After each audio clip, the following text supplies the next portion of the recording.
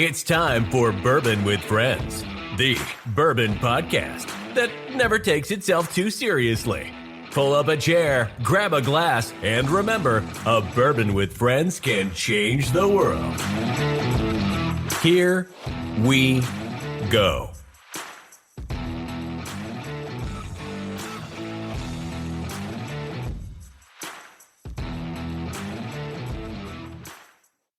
Hey everybody, welcome to Bourbon with Friends. Myself, Adrian, and Martin are excited to talk spirits from around the world with you and how a bourbon with friends can change it.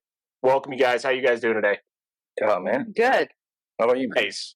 It's another day in paradise. As you guys can see, it's really sunny behind me, so it's been a nice day here in Colorado. But it'll change on you in seconds. You stop that. You It's gonna stop change that it. noise right now. I don't need that anymore.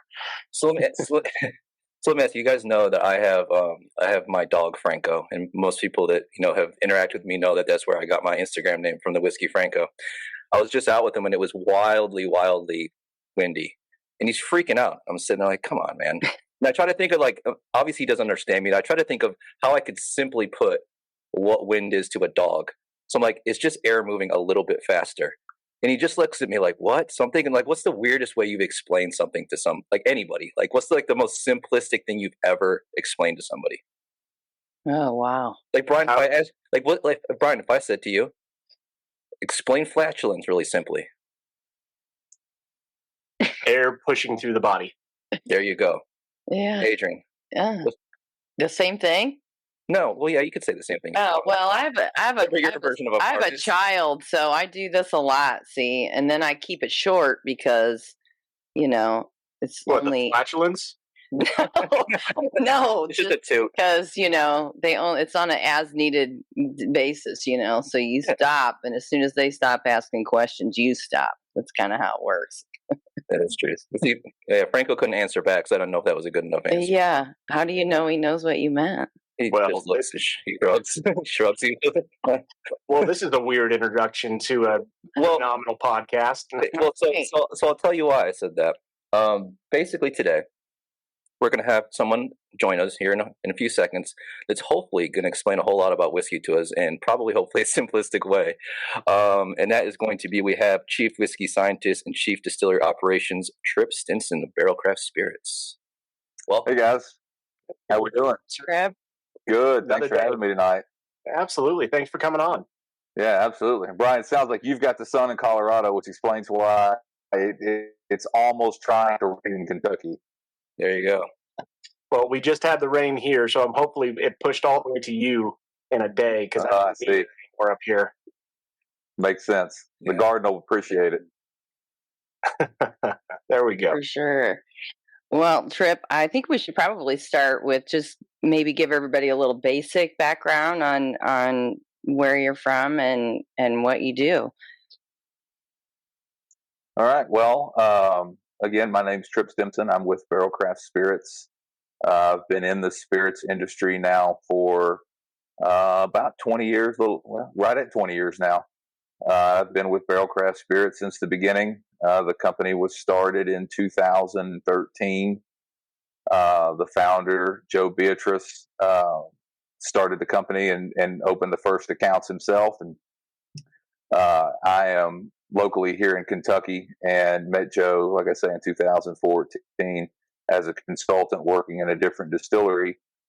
Joe was looking for some contract bottling, and he approached us about helping him do some of that bottling for him. And so we got to talking about his brand and his plans and what he wanted to do in the industry. And so one of the things that I was talking about early on was this would have been the 2013-14 timeframe, was that we didn't really need to build a distillery. And to be in this business, you can build a brand and have to build that distillery. And so, long story short, Joe had already figured that out. He had done the research and realized that he didn't really want the distillery. It was more about the brand and what he could do with a bourbon brand and how blending could really create products that didn't exist. And so immediately there was this synergy. And so for Can I ask you more about that? Sure, fire away. I want to know more about like what the actual how do you want to say? So you said you met him in 2014. Give us a look in at that and where you guys were and how the conversation got to that. How did you really meet? Okay. So at the time, literally building a distillery, designing operations for fermentation, distillation, all of the things that, to that point, I was very familiar with, very passionate about, and really enjoyed doing. But from a business side of things, for people who wanted to get into the industry, that's not necessarily the route that you would have to take. And so, it was, I don't remember the day of the week or the weather, but there was a meeting that was supposed to happen with a new potential client who had a brand, and it was kind of interesting because at the time I'd never heard of the brand, and the brand obviously being Barrel Bourbon or Barrel Craft Spirits, and it was barrels with 2 L's. And I remember thinking, I wonder why 2 L's. And so everybody always asks the question, why 2 L's? And at one point in time, I was that person. And so, of course, my imagination runs wild about everything from spell check to there's, some reason for that to exist. And so Joe shows up. He's got his backpack and he's got a bottle of bourbon with him. And he comes in and we all sit down. We start talking about, bourbon and his brand and what his vision is. And he was bottling at another facility and wanted to increase the bottling volumes and wanted us to help him do that. And we were talking through label placements and all the specifics that actually go into the packaging, and were those things that we felt comfortable doing. And of course, we did. We took the business and did a lot of bottling for Joe in the early years. And while we're doing these bottling runs, there's a processing component that goes into that.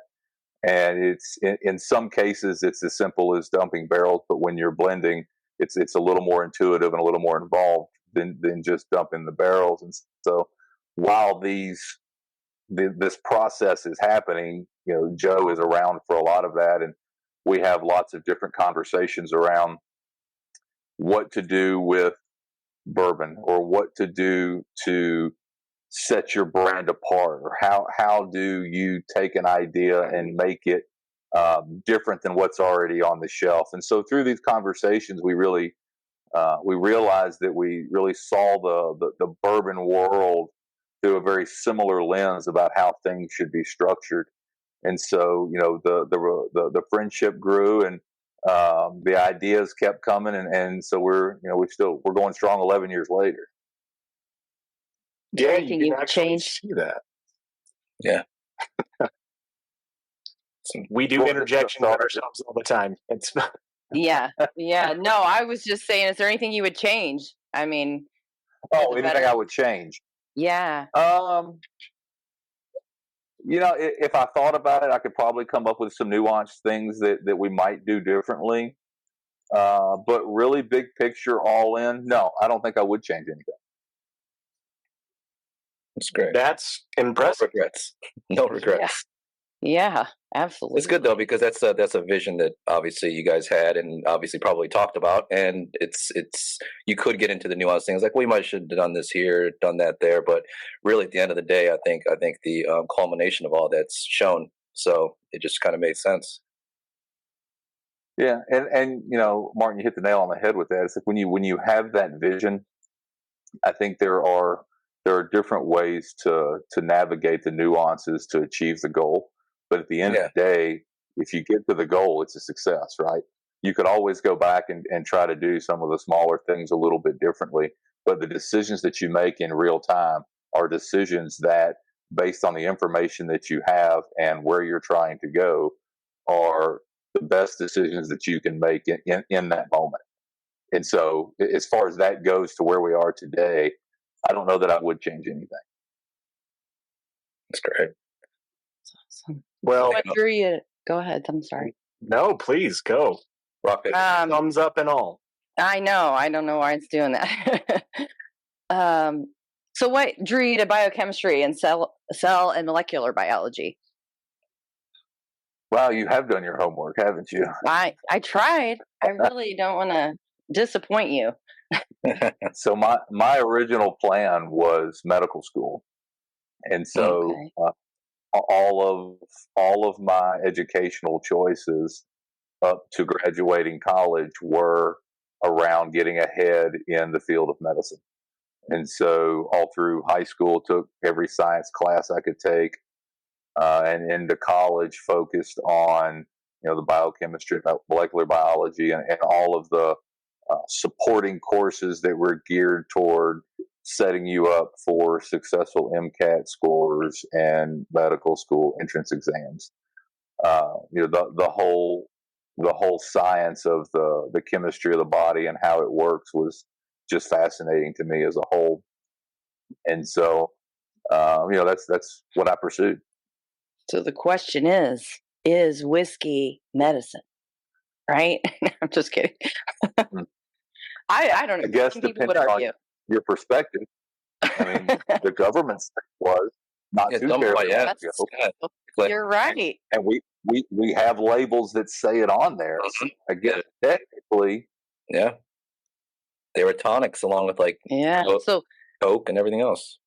So when you made that switch from actual medicine to the whiskey industry, so to speak, feelings about that. So did you know right away, yeah, I did the right thing? Or did it take some time to really feel like, yeah, I'm glad I did this and made the move? Initially it was, I wasn't sure. The opportunity presented itself, and it's like, okay, yeah, this sounds good, maybe, but I'm not sure if I want to do that. But once going through the interview process and accepting a position and moving to the spirits industry, I always knew that medicine would be there. If I ever wanted to get out of spirits and go back to medicine, there's always going to be that opportunity. And so 20 years later, I'm still in the spirits industry. So, yeah, so, no regret. Great for you going back into medicine. Exactly. That's great. That is great. So I guess shifting to spirits, I guess it's a pretty good segue into spirits. You got your background, which is fascinating. I'll start off with this question, just because this has always interested me. Because someone who's not necessarily in the industry, but I've obviously been keeping my ear to the ground. I pay attention to a lot of distilleries and a lot of brands. I did see that you guys had the 5-year foundation bourbon that recently won the San Francisco Spirits Award. I always wonder. Obviously, you guys put forward certain things to be in there, but do you know when you are sitting there tasting something, or does it really matter, or even really kind of go into your head of like, oh, this is gonna win something, or is it just one of those things like maybe? I just find that kind of fascinating, that kind of thought process, if that even fuels anything behind like the creation of something. Yeah, it's a good question, Martin. And when we think about, we have these ideation sessions. Let's start there. We talk about things that we want to create.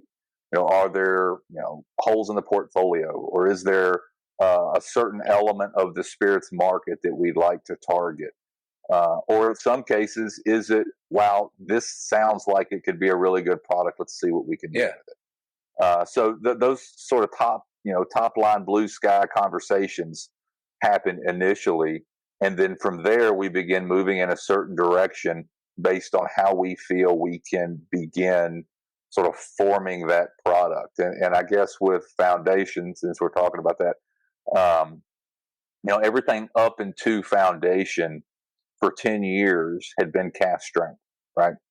Yeah. And so foundation was a unique opportunity for us to take all of our blending skills that we have really honed over the last 10 years and blend something and create a unique product that drank like a cast strength product, but was less than cask strength. So Foundation was actually the first product that we've added any water to. Up until that point, the only water in the facility was the water that we like to drink. And so it was a real interesting process to take all of the components that went into Foundation and put them together in such a way that you still get that really complex flavor profile. You get the full experience. You get the front end of the palate, you get the nice coating of the tongue, you get a nice long finish, and there's lots of flavor in there. Yeah. And in some cases, it's difficult to find I'll say lower than cask strength product that has that kind of flavor complexity. And you know what I love about that too is that it's coming from somebody who makes a lot of recommendations and also tries to get people to try new things. I really truly do love when a distillery or brand introduces something that is a little. I love cask strength stuff. That's probably the majority of what I drink, but I've been doing this a long time, so I'm used to it. That like the proof doesn't really necessarily scare me anymore, but it does for some people. So if I recommend something to someone and their first expression that they try is, I don't know, let's say above 55% ABV, that can be kind of daunting as for somebody who's not used to that. So I do like those almost entry level things where it's a little lower proof. It still gives that a lot of flavor, a lot of the profile, and that kind of what speaks even to you guys with Barrel Craft is it gives that profile, and then they can work their way up to something this in the rest of the portfolio, right? So I really love that approach to that. I think that's fantastic.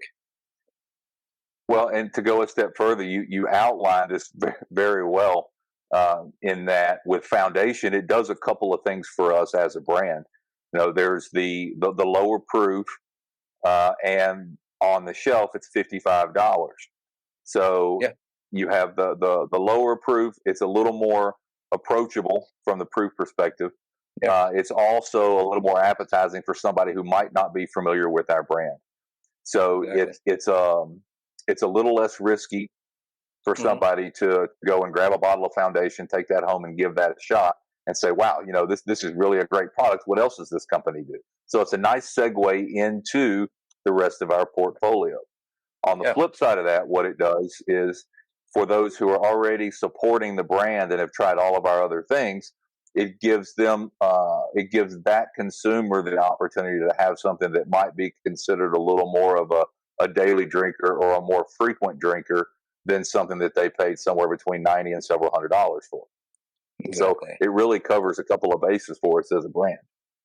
Absolutely, and it's like I said, it's just a really great way to get somebody to try something that is going to give them that intro. And now I believe all of us here have been drinking the Mizanura, which is crazy complex, with almost a relatively like simple history for that kind of oak. I mean, really, it came out of World War II, where things like food was being rationed, medical supplies were in limited supply, but they still wanted whiskey, so they had to turn to a local oak, which was this. Oddly enough, now it is obviously a little bit more expensive to source that kind of oak, which is interesting to see it on that side of things. And I guess my question here is, when it comes to selecting something like this, especially something that is literally translated to water oak, because of the way that it kind of creates casks that are prone to leaking. What's kind of the allure of challenging oaks like this? Is it something that you think about up front, or is it really just the kind of chase for a different flavor? I think it's a couple of different things. One, unique flavor profiles, either used just solely as an independent product or as a component in a relationship with other types of flavor profiles and characteristics that we can find, are a couple of the ways that we approach these things. But I think for me too, in addition to the flavor, is a little bit of the scarcity and some of the flavor contribution that you can get from Japanese whiskey. There's obviously the front side operational piece from fermentation, distillation, that are going to create some of the flavors, but then they put that in a Mizanura cask, and it's like, wow, there's a real special herbaceousness that comes from a Mizanura cask that you don't typically get from other types of wood specifically. And so we actually set out to find some Mizanura years ago. And you mentioned earlier how difficult it is to find those casks, and part of the reason for that is that the oak tree, Mizanura oak trees don't grow like our traditional white oak here in America. They grow straight up. They look like bonsai trees almost. The branches are all at angles, and it doesn't grow straight up. And so finding a 32, 33-inch piece of wood that's straight that you can build a stave out of is extremely difficult. Plus, I think they like to let them go to like 200 years old minimum before they use the tree. And there's also, the Japanese, from my understanding, once they have these barrels, once they've harvested a tree and they've created these barrels, they want to use the wood over and over again. So that they're not having it's about sustainability. They don't want to have to go back and chop down more trees if they don't have to. And so as they continue to use these barrels, it's very difficult for other parts of the world to get their hands on those barrels and use them for something else, either used or new. And so part of what I wanted to do is just see if we could even get our hands on something. And it took a little bit of time, and they're not cheap. No. No. And it's like you see most, like, from at least what I've experienced so far, it has been Japanese whiskey, or it has been single malt Scotch that's use these types of oak casks, and they're aging these things for 18 plus years. Obviously, now we're seeing that used a little bit in bourbons who are utilizing it, and for lack of a better thing, younger aging times, maturation times, and finishing them. So it's interesting take on it, and to kind of, I've tried a couple single malt scotches that were from Mizanura, and you still get the same qualities, but there's just a little bit different notes that I'm getting off of this one, but it's fantastic. I mean, with what you have, and I'm going to jump off of what Martin just did for almost step-on question. There's all different types of casks and wood in the world, and I know you've used a ton of different types of different woods and created those casks out of it, or had someone do that for you. But what type of rare casks would you like to do, like Hungarian oak or African redwood or blackwood? Have you decided or looked at any of those different types to get those different profiles from those different countries? I think what I will say is that we continue to look for unique types of woods and flavoring casks or finishing casks, however you want to classify that, all over the world. We have, I think we've got hundreds of unique different casks at this point, and thousands when it comes to volume. So, I mean, we are very deep into the research of different types of wood contribution and finishing in lots of those woods and what that contribution looks like. So everything that we do is really flavor focused, and wherever we need to go to find those unique flavors, we'll do it. Well, that was the most. I know that doesn't answer your question. That was the most answer we can get out of anybody. Is there ever any sentimental value, like when you choose what you choose? Is there ever any kind of how do I want to say, like, tradition? Like, we're gonna pick this for this reason that doesn't have anything to do with whiskey. Is there ever anything like that? I know that's not what we're probably talking about here, but yeah, I don't know. Well, I guess more like almost like a nostalgic. Nostalgic, that's a great word. Yeah. I think for some of the finishing casks, in conversation, so it's Nick Christensen is a part of the blending team as well, and Joe Beatrice, obviously the founder, is part of the blending team, and so in our conversations about sort of directions to go and things we want to play with, sometimes there might be a certain type of spirit that we had at some event. Maybe we had an ice wine, something or another at a wedding, and there was a certain flavor characteristic that we liked about that ice wine. And then in that conversation, we'd say, "Oh, I wonder what bourbon will do in an ice wine cask." Or, I mean, that's kind of how we got to Tokai. So I wonder what whiskey would do in a Tokai barrel. So, we go find the Tokai barrels and bring those over to Kentucky and answer the question. Then that's really that's how we get to a lot of these answers. I don't want to get too far off topic, but that's basically what our private release series was designed to do, is to basically be a research and development arm of the sort of the innovative side of the business. Well, that's amazing. Where the memories made. Yeah. Anytime you want to send those over to us, we're more than happy to get our opinion. We'll sacrifice ourselves for that. Is pretty much what he's just saying right there. Yeah, no, I hear you. So, I mean, there's a bunch of different stuff I have for you, since you have this biochemistry and cellular biology background, right? So fermentation and actions of fermentation and everything like that. Bunch of companies, Tennessee Process or Jack Daniels specifically, uses barley and rye, malted barley and rye, to do that fermentation process, a little bit old school. Are you guys in that traditional sense, or do you do it in a different way? Do you use a third-party company, or are you doing it yourself, where you're using that fermentation to get that process to where you want today? So we're not ourselves doing any distillation or any volume of distillation. We have some smaller stills set up differently that we like to tinker with periodically to play around with some stuff, but nothing of any real. I know it's not anything large that you're producing, but I know you guys are doing it in these small amounts. Is where I was getting at. Is what are you using for these smaller amounts that you're doing these tests in to get that going?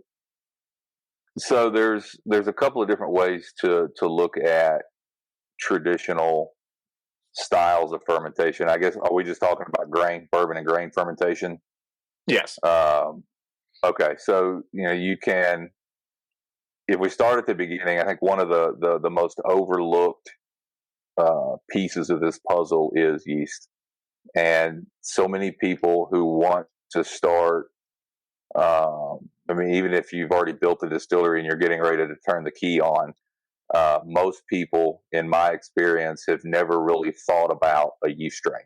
It's just been something that's been available somewhere, and when it's time to sort of, turn the machine on, it's like, we'll just go get some yeast and we'll use it. And, that yeast strain is going to produce the basis of the flavors that are going to make your product what it is.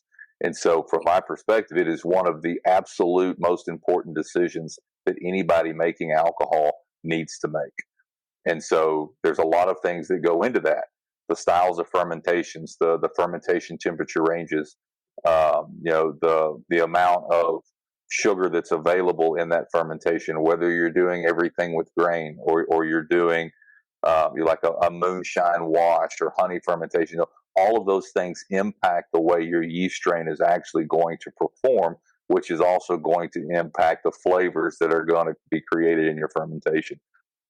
And so once you decide on the yeast strain, you've done your pilot fermentations, or you've talked to the manufacturer, and you have a pretty good idea of what yeast strain you want to use to create your product, and then you move on to what's your medium going to be, where are you going to get your sugar or your starch, and then how are you going to break down the different starches into your small enough molecules so that you can take it from from those 3 carbon sugars into alcohol. Single glucose. Yep. Yeah. So you get, if you go any bigger than the maltotriose molecule, the yeast can't do anything with it. So as a distiller, you're flushing money down the drain, right? So you've got to get as much conversion as you can, and that really sort of segues into how do you get that conversion, and what's the best way to do it? You've got the traditional way where you use malt, which has the natural enzymes, your alpha and beta amylase, that are going to break down those larger chain sugars into much smaller chain sugars so that the yeast can actually do something with it. And you can do it with just the grain, but it takes it takes a lot of precision not to go too far outside of certain temperature ranges, so you're not degrading any of these enzymes and damaging yeast strains and all this other stuff. So the other approach is some sort of exogenous enzyme that you're adding, whether it's a dry pitch enzyme or liquid enzyme.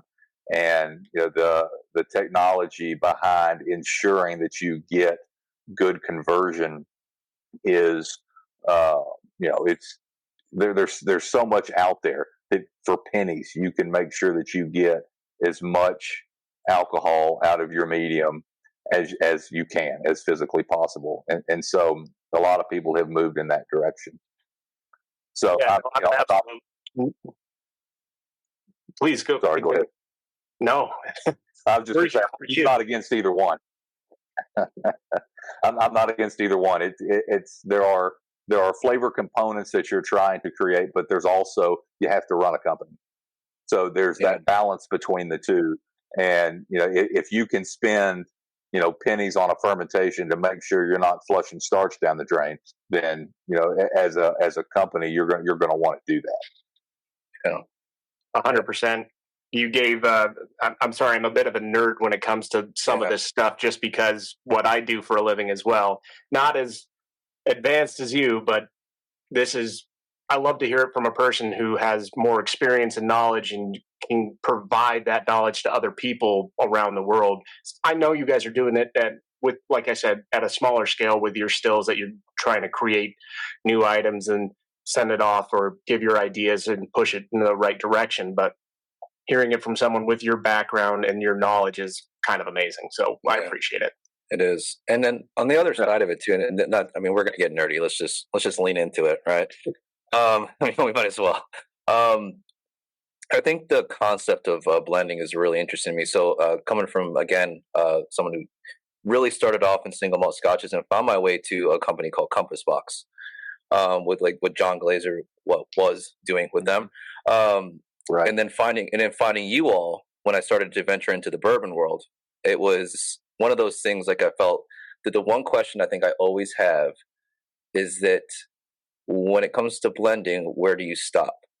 Like, is there a point where you're like, I've found that I found that flavor, but like, what if we just tried this, right? Like, but like, you don't want to go too far with this. So I'm always so interested, like, how is it just that gut instinct? Is it you're like, we've got something golden right here.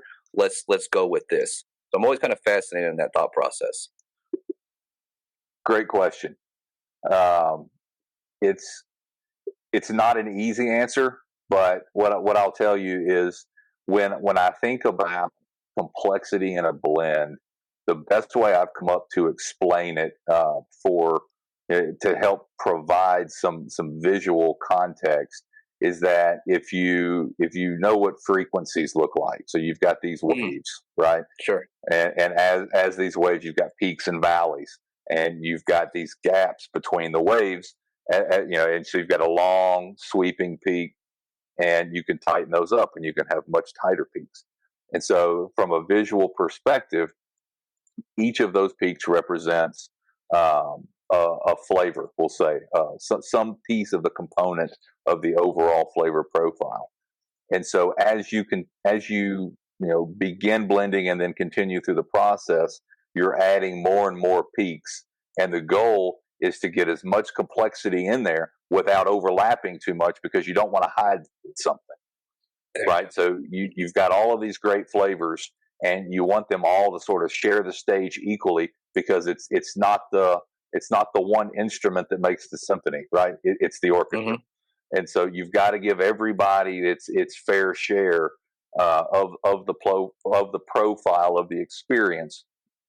And so, getting to the simplest answer I can give you is that once we get close to the end of where we think the blend is going to stop, we'll try to put something else in there. And if we can put something else in there and it works, then we're not at the end yet. So we'll keep going, and we'll continue to try to find other things that we can pack the complexity into the blend. until we get to a point where we add one thing too much. And once we've done that, what happens is either all of those peaks begin to flatline, and you just have this very muted bourbon that has a bunch of stuff in it, but you don't get that nice harmonious experience. You don't get the individual flavors that sort of flow through the experience. You just have bourbon. And if you've ever tasted that, you know what I'm talking about. It's just like, where did everything go? It's just flat. There's just nothing left. And so then what we'll do is we'll go back, we'll blend everything up again to that last piece and taste it, and it'll be back where it was supposed to be. And so at that point, we know that we either are at the very end of what this blend can be, or this component doesn't necessarily fit in the blend. So then we'll go through any other potential components that we think might fit in that blend to see if we flatline everything, or if maybe we can get some more complexity in. If we get more complexity in, rinse and repeat, start over. Do you think blending is something that people could try at home? With their own. I do it all the time. Their own thing. I'm just kind of very inspired by this blending. It makes me think, where would I start with? I don't even know where I would start, or what a good base would be. Like, if I were to pick 3, what would be a place to start? I mean, I don't know. Maybe that's not a great question, but I would say the short answer is you should absolutely blend at home. And I would empower anybody who is listening to this to try blending at home, with the idea that there is no wrong way to approach it. And there is no bad blend at the end of these things, because at any given time, at any point, what we're doing, we're creating things for ourselves that hopefully we like. And I might like something today based on the things that I've eaten, or the toothpaste I use, or any number of different things, and I might not like it tomorrow. So, I would encourage anybody who has any fascination with the blending process just to start putting stuff together. And you're going to start to learn how things interact with each other, and you're going to learn what you like and what you don't like. And you take the things that you like and you put them in a different bucket, and you just keep working with them. And you just start to learn, how those things work together. And you'll get to a point, at least I did, where I was taking things at home that I either had or would find on the shelf, and I would actually buy them for the purposes of putting them together in a blend to drink at home, because I liked it better than what came out of the bottle. Absolutely. And I've done it too. And I have a bottle that's sitting out as soon as you walk in my place that has been one that I've been adding stuff to. I don't really want to call it an infinity bottle, because I sometimes don't keep it going. But it is what I'd refer to as the weirdest mutant in the world. It's got everything from peated scotch to blue corn bourbon to it's got a little bit of honey barrel finish. It's got everything in it. But I did get to a point, and that's kind of why I asked that original question, because I got to a point, I'm like, I tasted one day, I'm like, this is great. I'm like, I'm not adding anything else to this, and now it's just going to get drained. But he's right. There is no real way to start it. You may have a base that you like. You might have a bourbon that you really love. If that's what you want to use as a base, build off of that, because you're going to have somewhere to come back to every time. Because if that's, let's say, 60% of the blend, it's probably always going to have that element to it. But then you can add in little things. You're like, oh, well, I really had this whiskey and I loved it. Boom, I'm going to put in 20% of that. Keep adding in. So it's a fantastic thing. And that's why I was so curious on that from a distiller's perspective, or rather a blender's perspective, that like, how do you get to that point of saying, just fucking stop? Like, it's tough. You've got to listen to the liquid. You got to, the blend will tell you when it's done. Listen to the liquid. Yeah, absolutely. I think that's going to be the name of this. Yeah, that is great. To the liquid. Awesome. That was good. Thank God, because we were wondering. So we have a little bit of we always ask a silly squirrel question. So I have one for you. It's, would you rather be a human-sized squirrel or a squirrel-sized human, and why? Oh, wow. Yeah. I can't say that I've ever. All right. Well, I think I would rather be a squirrel-sized human wow. because I like to play in the woods, and That makes sense. there's a whole lot more woods as a squirrel-sized human than the other way around. That's right.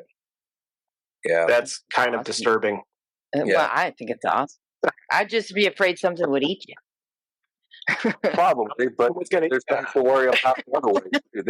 Then you become a target to every hunter in the country, Yeah. right? Yeah. If you're Yeah. a squirrel, people shoot at things they don't understand. So Exactly. And you'd have to go to like the redwoods to climb up like a sequoia just to like make like a normal sized tree. And that's where you'd basically live from there on out. Yeah. That's true. Yeah. So yeah, we try to fit in a squirrel question every single podcast. That's basically what we're gonna do from here on. Yeah. So, so, I don't know where it started, but I think it was Brian, to be honest with you. So You know, you're 100% right. It was me. it was thank God. Yeah. At least you own it. Oh, well, Yeah. I will always own the You weird will. questions. So I have an interesting question.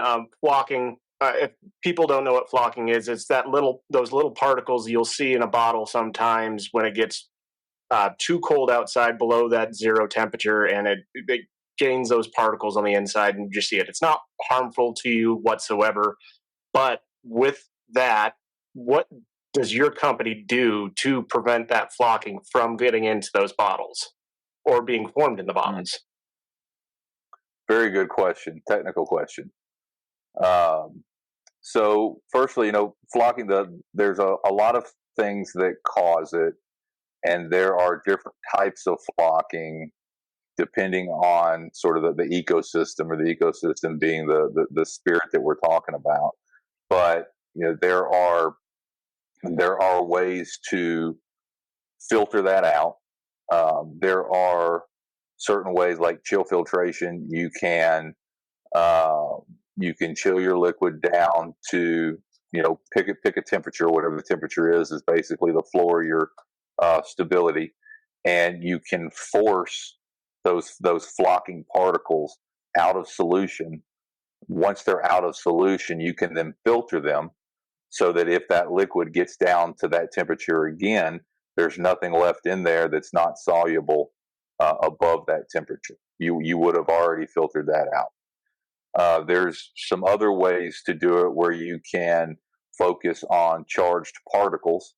So if you know what type of flock is in your product, and whether it's a positive charge or a negative charge, then there are actually medias out there, and you can reach out to a filter distributor, and they can explain all this to you, and they will actually do the testing for you as well. But you can filter out those particles based on charge, and it's less about size or having to do chill filtration also. So we don't ever chill filter. We've never chill filtered.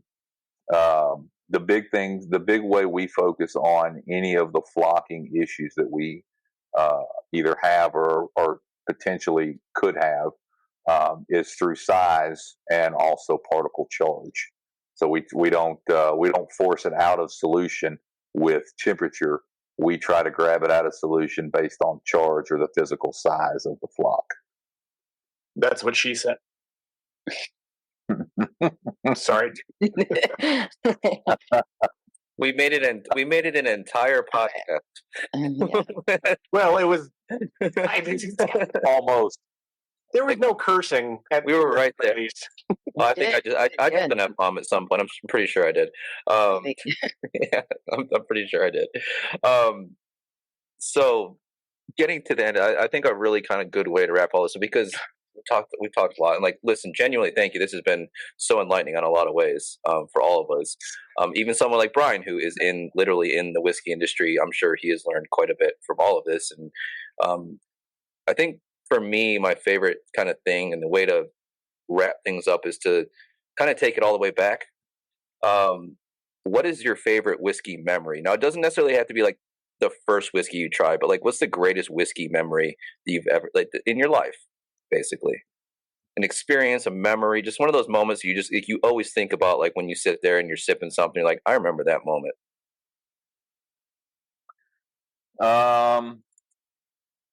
Okay, so I'll tell you this. There was a time in my past where we used cypress fermenters, and That's crazy.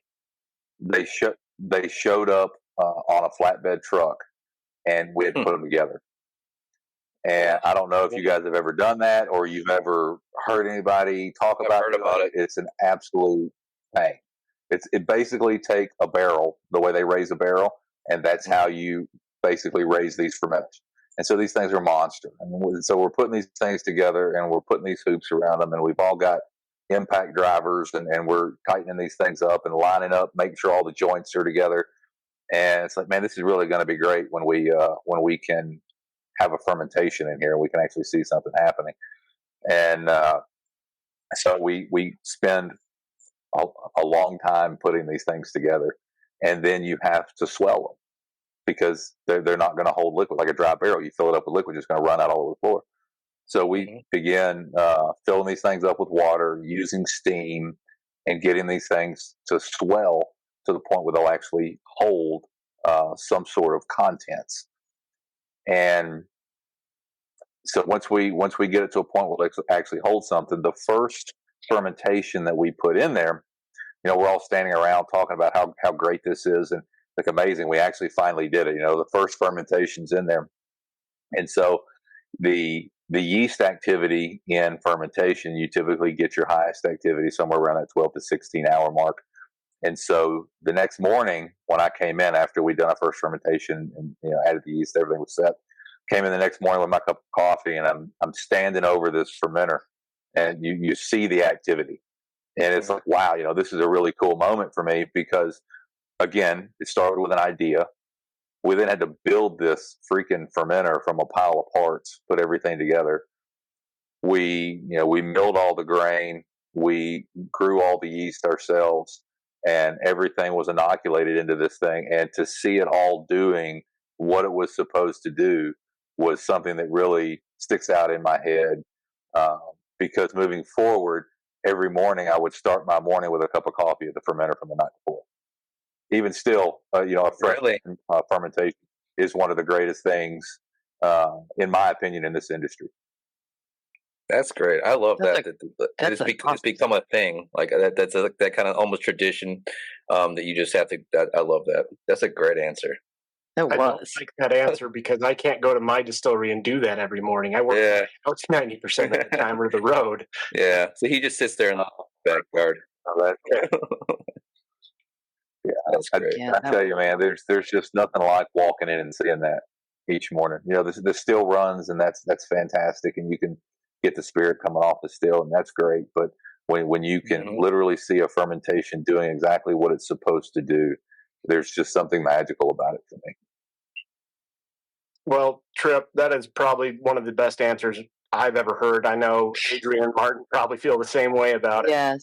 I really want to thank you. I know they do as well, for everything, for jumping on with us today and talking your amazing company with this Mizanura cast that we've been sipping on all night, which is absolutely phenomenal. Thank you for sharing that with us. Thank you for providing that. We're going to send out some pictures. Who knows, I might send you a thank you card and a bottle from my company just to say welcome. All right. Yeah, look forward to that. I didn't get a thank you card. I just got a bottle. Well, everybody, thank you for listening. And again, hopefully, a bourbon with friends can change the world. Have a great night. Thanks, everybody. That's it for this episode of Bourbon with Friends. Be sure to subscribe so you don't miss a single episode. While you're at it, leave us a review to make it easier for others to find the show. You can also check us out on Instagram at BWF Podcast. Thanks for listening.